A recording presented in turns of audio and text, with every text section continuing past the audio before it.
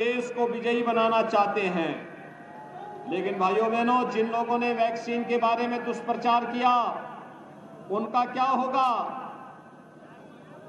वे लोग मानवता के साथ खिलवाड़ कर रहे थे, आपके जीवन के साथ खिलवाड़ कर रहे थे। अब मैं आपसे कहूंगा, क्या उनको मुंहतोड़ जवाब देंगे अपने वोट के चोट से? आज बताने की आवश्यकता है कि हमारे जीवन के साथ खिलवाड़ करने वाले लोग कभी हमारे हित चिंतक नहीं हो सकते, और जो हमारा हित चिंतक नहीं हो सकता तो फिर वोट तो अपने सहयोगी को, अपने समर्थक को और अपने शुभचिंतक को दिया जाता है, विरोधी को नहीं दिया जाता है। और भाइयों बहनों, आपने देखा होगा वैक्सीन फ्री,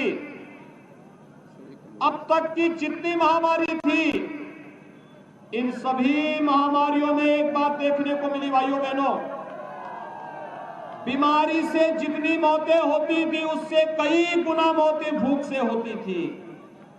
लेकिन भारतीय जनता पार्टी की डबल इंजन की सरकार ने भाइयों बहनों फ्री में वैक्सीन दिया, तो फ्री में हर व्यक्ति को फ्री में 2 बार महीने में राशन की सुविधा भी दे दी है।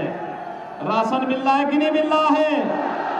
2 बार मिल रहा है कि नहीं मिल रहा है? मुझे एक बात बताइए, 2017 के पहले राशन मिलता था क्या? ऐसे मिलता था? तो जो आपके संकट में, मुझे एक बात बता दीजिए, क्या कोरोना कालखंड में समाजवादी पार्टी के नेता आपके पास आते थे? बहुजन समाजवादी पार्टी के, कांग्रेस के? तो उनको ये बोलिए कि भाई जब आप विपत्ति में साथ नहीं थे तो चुनाव के दौरान क्यों आ रहे? 2-4 महीने और आराम कर लो, बाकी तो जनता में ऐसा के लिए आराम करवाई देगी। उनको एक ही जवाब देने की आवश्यकता है। भाइयों बहनों, इन लोगों ने जनता को गुमराह करने का कार्य किया, प्रदेश के नागरिकों के जीवन के साथ खिलवाड़ करने का प्रयास किया, प्रदेश को बदनाम करने का प्रयास किया। और कन्नौज का तो अपना इतिहास है, सिद्ध बाबा गौरी शंकर और सिद्ध पीठ मां फूलमती का एक पवित्र धाम है, और यहां की धरती ने आज से नहीं, उत्तर प्रदेश में जब हम प्रयागराज में भव्य कुंभ और दिव्य कुंभ की बात करते हैं तो कन्नौज की याद जरूर करते हैं। महाराजा हर्षवर्धन का संबंध इसी धरती से था, और कभी आपके पूर्वजों ने कन्नौज को उस परंपरा के साथ जोड़ते हुए कन्नौज के इत्र को वैश्विक मान्यता प्रदान कराई थी। लेकिन भाइयों बहनों, इन समाजवादियों को वो भी अच्छा नहीं लगा। इन्होंने तो पहले वृद्धजनों की पेंशन पे डकैती डाली, विधवा महिलाओं की पेंशन पे डकैती डाली, दिव्यांग जनों की पेंशन पर डकैती डाली। मैंने कहा ये पेंशन कहां चली गई? तो पता लगा कि समाजवादी पेंशन के नाम पे समाजवादी पार्टी के पदाधिकारियों को ये बांटा जा रहा है। हमने कहा ये पेंशन समाजवाद के नाम पर नहीं होता, पेंशन गरीब के लिए होता है, पेंशन किसान के लिए होता है, पेंशन निराश्रित महिलाओं के लिए होता है, पेंशन दिव्यांग जनों को होगा। और भाइयों बहनों, हमने उस पेंशन को निकाल करके फिर से प्रदेश के 1 करोड़ वृद्धजनों को, विधवा महिलाओं को और दिव्यांग जनों को 12,000 रुपए सालाना पेंशन की सुविधा दे रहे हैं। चुनाव के पहले इन्होंने समाजवाद के नाम पे एक इत्र भी लॉन्च किया। मुझे शक हुआ,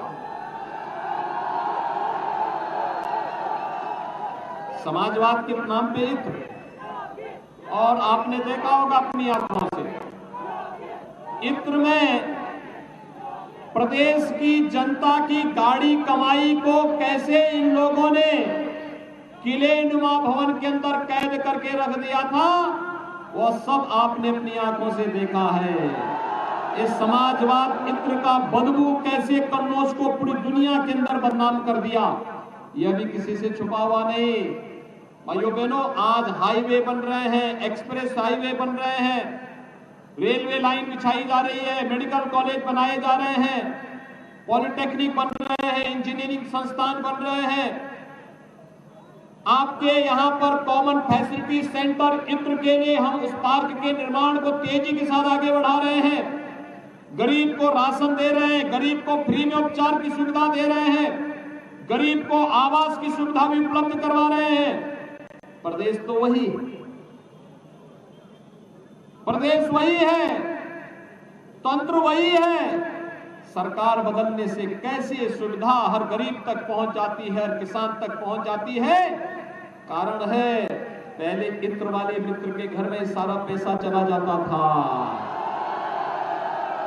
आज यही पैसा प्रधानमंत्री किसान सम्मान निधि के माध्यम से प्रदेश के 2.5 करोड़ से अधिक किसानों के खाते में जा रहा है। पहले यही पैसा इत्र वाले मित्र के घर जाता था।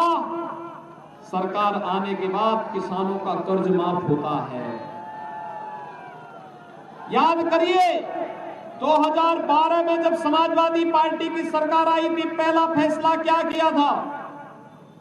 प्रदेश के अंदर राम जन्मभूमि पर हमला करने वाले, काशी में संकट मोचन मंदिर पर हमला करने वाले, सीआरपीएफ कैंप पर रामपुर में हमला करने वाले, कचहरियों पर हमला करने वाले आतंकवादियों के मुकदमों को ये लोग वापस लेते हैं। उनकी सहानुभूति गरीब के प्रति नहीं, किसान के प्रति नहीं, दलित के प्रति नहीं, वंचित के प्रति नहीं, नौजवानों के प्रति नहीं। नौकरी निकलती थी, चाचा भतीजा वसूली में निकल पड़ते थे। प्रदेश का नौजवान देखता रह जाता था, पैसा नहीं तो नौकरी नहीं, और उसमें भी क्या क्या खेल नहीं होता था, न्यायालय को स्टे देना पड़ता था।